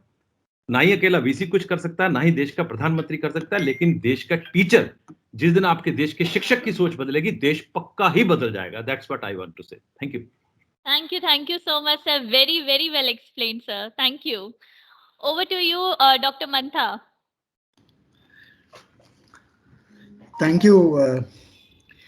Manna ji is very passionate about what he does and how, about his ideas and so on. But what we need to really understand is institutions are not brick and mortar, they are people. So we need to understand the role of every single individual in an institution. Chahe wo, you know, is a manager, maybe he's a CEO, or maybe he's a vice chancellor, or the last in the chain, जो security होगा या होगा, हर किसी का कोई aspiration होता है, and one needs to understand that. And in the framework of a new policy where people are trying to think differently, implement things differently, understand them differently, then you will need to recognize the fact that the last person in the chain also is important. It's not, this policy is not something that can be driven from the top.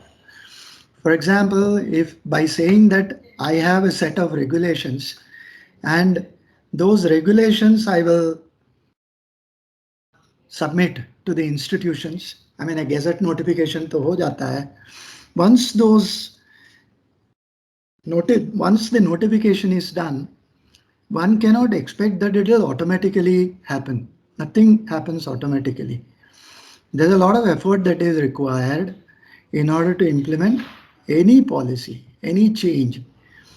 We all must understand that change, accepting change is the most difficult thing. And if you know, change is the only thing that is permanent. Everything will keep changing. But accepting that is very difficult. Even in the house, if you are used to see the position of the chair in some place and somebody comes and changes the position, then you will feel uncomfortable. So, ये तो education policy है. There are several different dimensions that are defined today. So therefore, implementing all that, first of all, it needs a fair understanding of what the policy is, what its intended outcomes are. And in order to do that, different segments of the institution or the university must be trained. So there are programs which must be conducted to tell everybody what this policy is all about and what does different stakeholders expect out of this policy as outcomes. Once that is understood, people probably will be on the same page. Now, assuming that they are on the same page, still several things have to be done. There is a change of mindset that is required. We are all used to working in certain fashion. In fact, the choice-based credit system is something that many institutions follow even today. And in a very systemic fashion, many of the autonomous institutions, some of the private universities, they all do it very, very, very rigorously. And therefore, a lot of flexibility is already understood there. What is choice-based credit system? A lot of flexibility that is there. It was there much before the policy. So people they do understand what that flexibility is all about.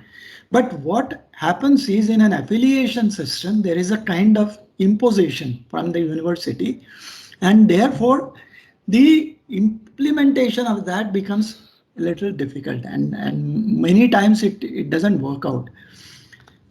The reasons are very simple. In a university, in an institution which can look after themselves, create their own content, or the autonomous institutions and so on, they would probably invest in the addition. For example, if I introduce one new course in an institution, I need teachers for that. I need the entire academic framework around that. And I need to make it viable, which means I need sufficient number of students to take that program. And also I must connect the value of that course with the industry so that I can tell the students that this makes a difference in the placement and so on. So all this ecosystem must be created within the institutions, within the universities, before that flexibility part comes in. And if the institute says that I can't afford it, I have only so many teachers and this is what I can afford in the fees that I get, then obviously he is not going to spread that choice-based credit system much more beyond a point. And that's what happens with the flexibility of the courses. I mean, if I give, it's not enough to tell the student that you can choose whatever you want, you can study whatever you want, you can create your own degree. That is all fine. I mean, that's fine from an argument perspective. But in order to make it happen, the institute has to do many other things within their own place. And that costs money, that needs money. Unless the quality doesn't come, quality has a price. It doesn't come just like that. So therefore, institutions must be willing to invest, must be willing to bring in additional people. And I even know in some of the state governments, the fee committees put their foot down to, when institutions say that we have employed 2 more faculty and please account for them in the fee somewhere. Now, this kind of mindset from the institution side, from the regulator side, from the implementer side, everybody has to change if this policy has to be implemented. So the change of mindset is extremely important. Now, having said that, the policy, also the regulations, not the policy. Policy is the roadmap that people were talking about, comes in bits and pieces in terms of regulations and so on, though one would like to see the entire roadmap in front. Creating a regulation also doesn't guarantee anything. A regulation must be implementable. A regulation is a subordinate law. Now, if I cannot implement a subordinate law, what use is that regulation to me? So therefore, what is required? They have said that institutions with NBA of 750 score or institutions with accreditation of a certain NAAC rating only will be allowed to do this kind of job, where they give that flexibility to students. Students can register with those institutions and things like that. Now, that's a good move. But then how many students would actually come and register, and what is the process that you have to make the students understand? This whole system of implementation, whole understanding of NEP, it requires a lot of insight into the peripheral processes that we have. Now, if the faculty, if the administrators have that difficulty, then you can understand what happens with the student. Now, if the student comes into a good university and says that I would like to study astrophysics, and if the university has some background material available, but they don't really want to get into this, where does he go? And if he goes into a specific institution which offers such programs, or a course on astronomy, if people want to study, then they will have to locate such institutions. And such institutions, when they will not run those courses unless there is a viability. So therefore, these are some of the operational parts which come in. Again, the institutions must look at the whole affair very differently and create a system for those students who would actually get into this kind of setup. It's not the existing students who will be pushed into this new understanding of the framework. There could be some people who would want to do that, but I don't think you can completely go over on the other side and say that from tomorrow everything will be, multiple entry, exit, things like that. It needs gestation time, it needs understanding, and so on.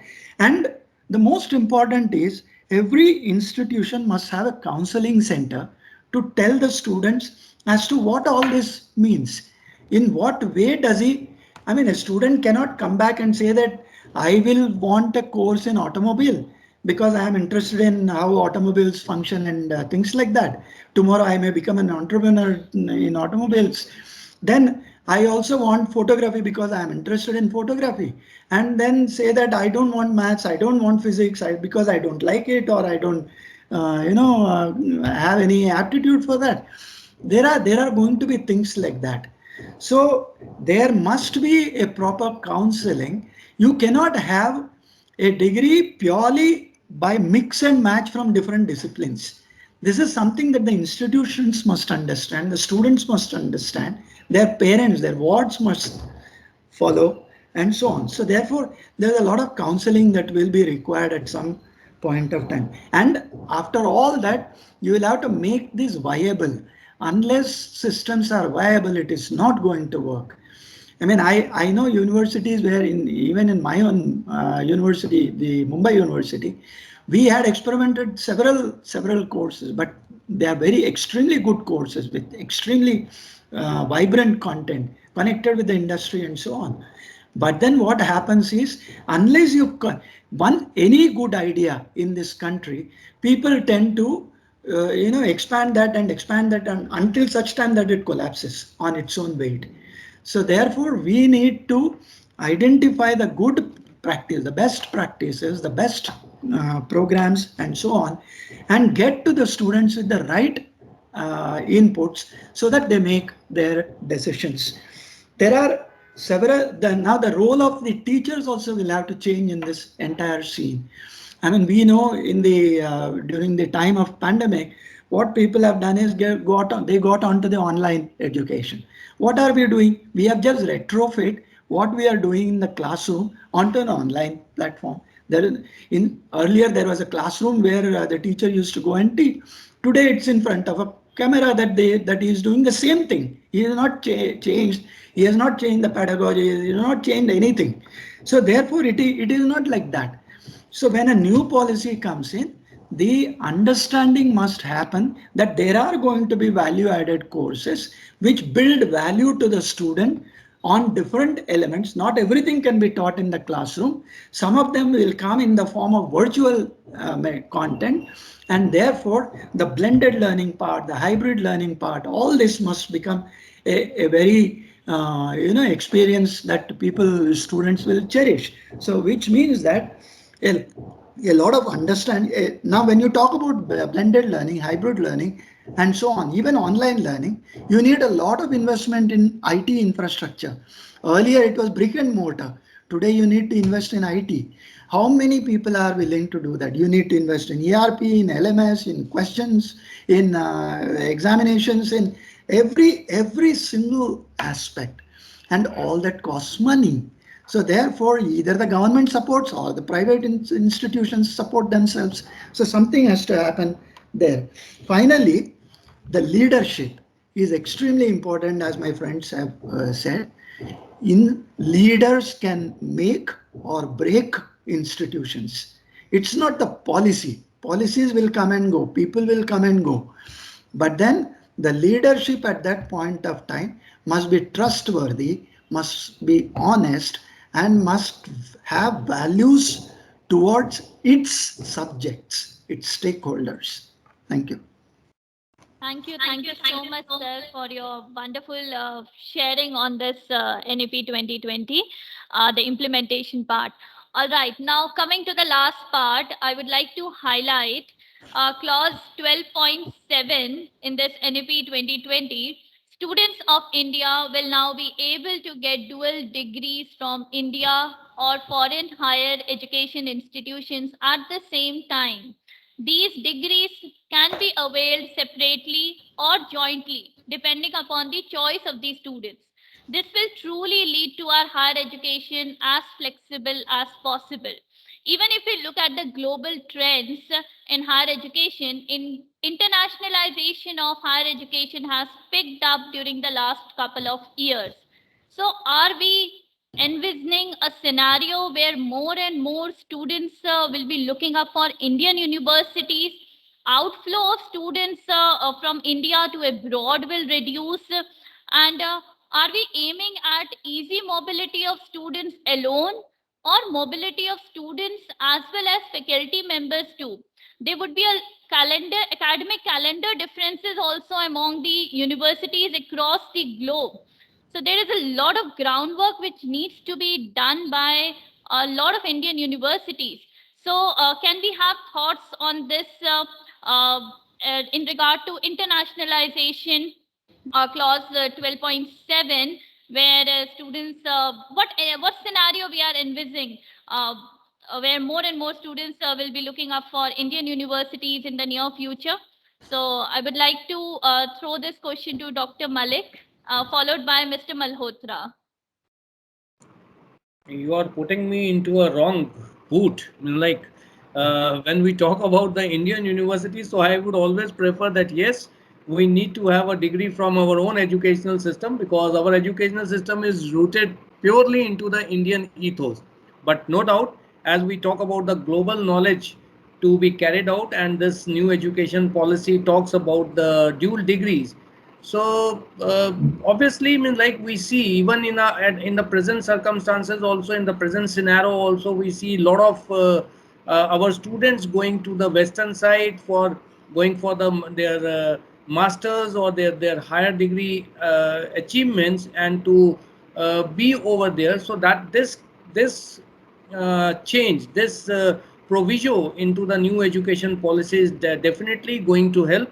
But again, it's not an easy path. It's not at all an easy path, because it requires certain kind of regulation, as Professor Manta itself has really defined it very correctly. Any regulations which are to be made is to be implementable. It cannot be that we just make a regulation and it cannot be implemented. See, for example, uh, even at present, we have number of regulations that has been framed by our regulatory bodies, may it be UGC, may it be AICT. So there should not be a conflict, number one. Number two, it has to be a purely implementable. Number three, it has to be recognized and equally graded. That is the most important thing. It cannot be simply that if we make a dual degree, so it becomes only a affair of a paper, that we, yes, I have a degree from or I have a certification from MIT, but that really should be implementable into my knowledge understanding, into my delivering of the things after carrying out or after stating the grades. So the path is not easy. It's not at all an easy. This has been carried out in our country from number of years, that yes, foreign universities are going to come, they are going to make their off centers over here. Number of time we have been talking about it, but without resources, without handholding, without making it more transparent, without making it a real reality and implementable, I think this is a question which I would like Professor Mathur, Professor Manta to more deliberate on it, because they have been carrying out, they know the truth and reality of these things, how it is very difficult when we talk about, we see, we are in such a diverse geographical, language, cultural values in Indian country itself, that equating all the universities on Indian map is a very difficult task. And at present we are talking about the foreign universities to come into it. So are we just making them to enter into our domain to make the exchequer, or we really want a transformation of knowledge? So I add this question to my senior academicians, rather from your side, Neha, so that they will give us more light on that. Thank you. Sure, sir. Sure, sir. Over to you, Professor Mathur. So nice. I think you have opened a Pandora's box now. I don't know what to answer, because I have handled this internationalization program on Pondicherry University. But with my personal experience, I'm telling you, I'm again not generalizing it. I'm just telling on my experience. And I would just give a latest example also. I think our problems are our problems, that we should understand. We cannot simply remove our problems by putting or by them making a partnership to add. If our values are losing degree, or if suppose we feel that our university will be better off joining hands with Y university abroad, and the students would be coming and joining, I think that kind of concept, how it came, I still do not know. This thing has come only as a cue for two things. The first thing is this, that we are losing our students, so many, that because they want to get a foreign degree. I think that hard fact we must accept, that for any reason they want to leave the shores, and they want to, even in pandemic period, how many people have left the shores. You can see and imagine that even people in Italy, they were going. I'm telling you, when Italy was having a lot of problems, even that time, I know some of my students were telling, I am leaving to Italy. I said, what the hell you are doing at this pandemic period? But they have lost something that they feel that they may regain in the education system. Earlier, students used to go as a postdoctorate level. Then they started going at doctoral level. Then they started going at master's level. We are facilitating every process, actually. Then they start going at bachelor's level. Now they are going at school level. So I think this thing now, the people, they are sending their students, those who can afford, they can send them at the school level, because they find that their grooming up and their job opportunities, everything will be good. And the students, those who would like to go abroad, or they want to get degrees abroad, they are looking for career opportunities, global career opportunities, which our universities won't provide. But at the same time, the universities abroad are also looking for their benefits. They are not trying to look at the solving problems of India or any other country for that matter. they also will take a pound of flesh out of the whole thing. If any university joins hand, and that's way, if we open this kind of thing in a very, very significant manner, only private universities can afford to do that. Even, one of my very old colleagues, he's now in Italy. I'm just giving an example. I said, why can't we collaborate? At least you give some talks to our students. He said, let us have a Zoom meeting. And then he proposed, you transfer us 10,000, 10 lakhs or something, 10,000 euros. I did not look at the figure because I cannot transfer even €1 to him. So it is immaterial. So even at the personal level, they want a transaction of this kind. And it is so because foreign universities are also supporting people, the professors themselves, because they can generate money. So they are also finding avenues to generate money. So I think this will open up for generation of money for the foreign universities. Our money is already losing, so we will not mind losing our money. And the worst thing will happen that we will neither remain our brand nor their brand. I don't know what brand we will be now. At least Delhi University as a name, as a respect. JNU as a name, as a respect. Any university, I don't want to refer. BHU has its own respect. But now if you become BHU, and I'm telling you, believe me, Harvard and top universities will never join. Only second rate, third rate who are finding difficult to run, and they will see a good opportunity that Indian students can come there and they capture the market of the India. I don't understand now in this system that what we will gain and wherever we sign any MOU or any kind, there would be definitely a question of money. And I don't know whether government has worked out already. I think this thing should have been worked out at the government level. These are 10 universities who are willing to make partnership with our country. We have already scrutinized their credentials. We know their balance sheets. We know who are their board of trustees. They are not fly-by-night operators. All that they should define and then say, but not that 200 top-ranking universities, why they will be interested to join hands with, say, Birla Global University? They will not be interested unless until we say we will transfer this many dollars per student or basis on that. Then it becomes a business proposition. So I don't know whether we are mixing education with business or looking after our business interests, looking after their business interests. I have no idea. So I think international is a very good thing. We are already purchasing now. The China has become the biggest exporter. So some country will become biggest exporter of it. So it is already an export of higher education to this country. Thank you. Thank you, sir. Mr. Malhotra, any preliminary opinion into this? Yes, I agree with both with Dr. Malik and Dr. Mathur. But I will also say that yes, every foreign university will try to do business only. There is no if and but in that. But if you have good faculty, good research, then they also come to you. I have seen this in my handling international relations also. The universities approach us also from US, also from Australia, also from Canada also.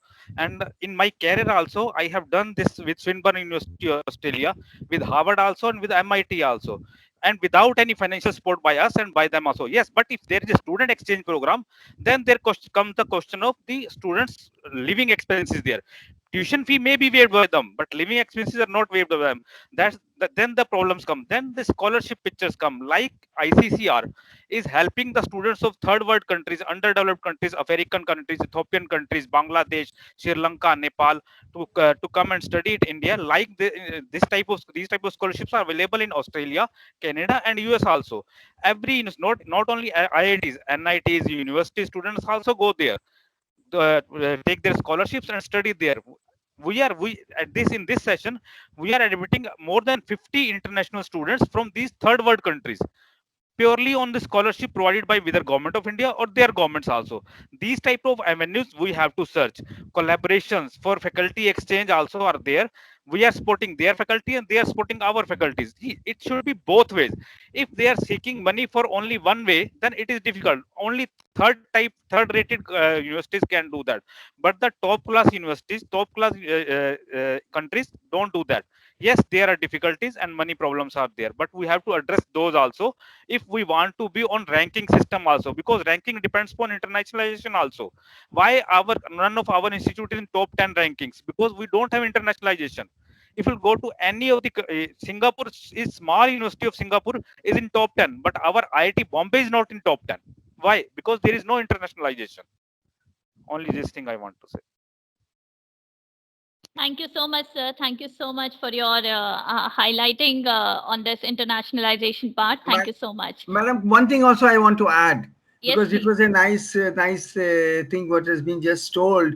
But what I am trying to say, that why not this country addresses on this thing, that why not international students come to this country? And this is what my focus would be. Then only we will see our strength we will be able to increase our strength. We will not losing our strength. And I was perfectly right that now the government is taking the students from developing countries, and I know every university is being approached for that. But why not the first world countries? Why the students of the US are not coming to this country? American students, even in the study abroad program, are going in plenty, even to South Africa. There is a program that's called Study Abroad Program in US, which is completely funded by US government.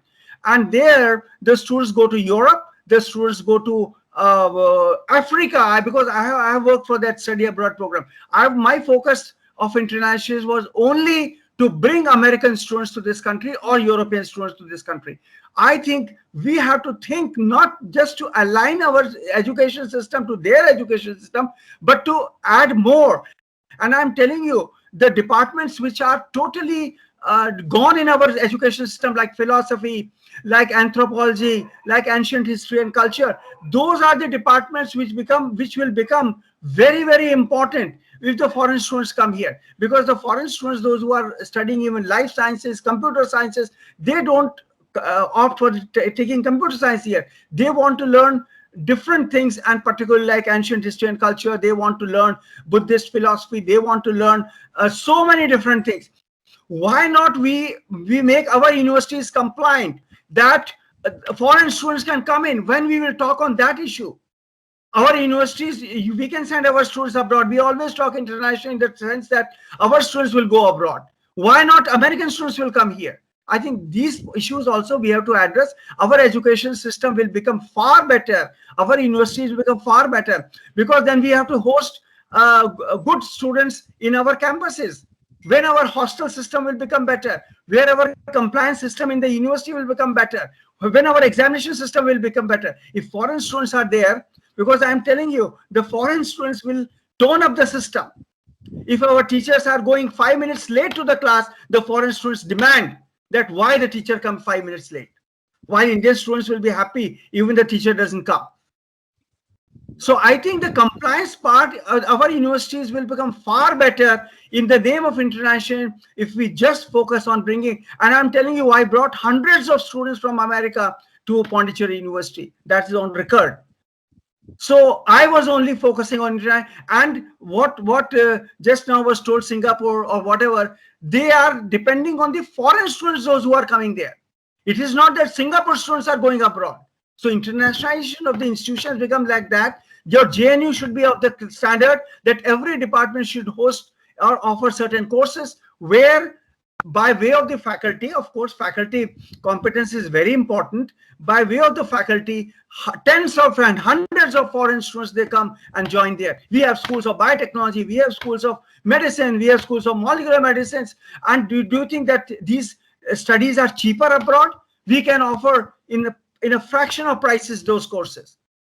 Why we cannot address this issue? I'm sorry, because I get emotional on these points. I endorse Professor Mathur. I totally endorse Professor Mathur, because what you have been telling, this we have been experiencing in the higher education sector, especially to an extent. I would like to add over here that even the professors over there, I mean, like if they have to carry out, it is very difficult in the Western countries to touch human body as a subject. Like for anthropology, you told about. So when I was there at Emory University, so all of them were very much interested to work on Indian population to get the human blood sample, because yes, that has a lot of serious issues of ethos and ethos over there in US. But to me, as a faculty of an Indian university and doing my field work, I do not need any permission to go and take the blood samples take the analysis, study the genomic sequencing, take the genetic analysis. So that is what we require, what Professor Mathur is saying, that yes, internationalization is not a new concept. The internationalization has been an old concept. It has been there. Most of the universities have the school with the office of the international office, what we call an ICSSR, no doubt supporting the admission of the international students. But yes, even in my university, when I say, and this is the question which is being posed when we announce the admission, so the press is also very smart. I'm talking about the Indian press, the informative system, that they ask which countries the students are coming from, and then we always say the Afghanistan or the South African countries. So very rightly pointed out by Professor Mathur that if internationalization has to be carried out, it has to be carried out with due accuracy, with due caliber, with due kinding evaluating the parameters, what actually the internationalization means, and which has to be controlled and has to be regulated. Again, adding to Professor Mantha, anything which carries out needs to be implementable in totality, not in the papers that we are doing this kind of thing. Thank you. Thank you so much, sir. Very rightly pointed out on the concept of internationalization. Thank you so much. Now, let me come to the concluding part because we are already, the time is already done. So, for me, it's all the mindset that is the key word, either for students, parents, educators, or academicians, and there is no blockage into it. God has given us immense potential to this mind to do anything. And all that we can take it out is, yes, we can do it. So, with this thought, let me come towards the end of the discussion. A big change in India's education system is expected in the near future that will change the entire course of higher education. A big step towards, a big step forward for all of us in the light of NEP 2020. Hopefully, with the implementation of NEP 2020, we'll be able to rebrand India as an education hub across the globe. So let me take this privilege to present a vote of thanks to all the dignitaries. On behalf of IITM, I would like to express my sincere gratitude to Dr. Mantha, Dr. Manna, Professor Mathur, Dr. Malik, and Mr. Malhotra for sparing their valuable time and joining us for this session. Thank you so much, sir. And I can't thank you enough. This is, we are deeply indebted for you helping us, our educators, because you see, it's like COVID anyway has to be what to say, and how suddenly NEP came into being with a lot of uncertainties. So thank you so much for this session. It was quite engaging, informative, with a lot of valuable insights and the right direction to all the educators. I once again would like to express my sincere gratitude to all the dignitaries. I would also like to thank our director, sir, Professor Dr. Sudhir Kumar Sharma, and the management of the institute for believing in me and providing me the support to conduct for the smooth conduct of these sessions. So thank you once again to all the participants and everyone once again. Thank you so much. Thank you so much. Thank you. It was really very interesting. Before you end, 1 minute I'll take, because I've been associated with the IPU University. So it is a great endeavor of the IITM team that they have taken such a brilliant thing which we have discussed today, and it is a learning process for me also, because I am taking so much valuable insight which has been given by Professor Mantha, Dr. Manpreet, Professor Mathur, and Dr. Malhotra. So that is what means being an administrator. Even I have also been given a task to prepare a roadmap. So I'm taking number of ideas and number of things from here, all from all the eminent speakers. Thanks to them that they have given me a valuable insight that how the things have to be carried out, what are the pros and cons, and what are the major points which we need to be addressed as an administrator, as a academia, into an institute to make and work towards this new education policy. I'm really thankful to all the eminent personalities, eminent academias over here. And once again, thanks to the IITM for giving such a platform. Thanks to Professor Sudhir, the director of the IITM, and thanks to you also, Neha, for conducting this wonderfully this interaction where we could take out our own views, our own expressions, and the reality of the things, that how the things is reality to be seen in the perspective of an academician, senior academician like Professor Mathur, senior administrator and academician like Professor Mahanta, the inner voice of an Indian person, Dr. Manpreet, and the Dr. Malhotra. Once again, thanks to all of you. Thank you so much. Thank you so much. Thank you. sir. Thank you. Thank Thank you you. to all. Thank Thank you. you. Thank you so much. Thank you.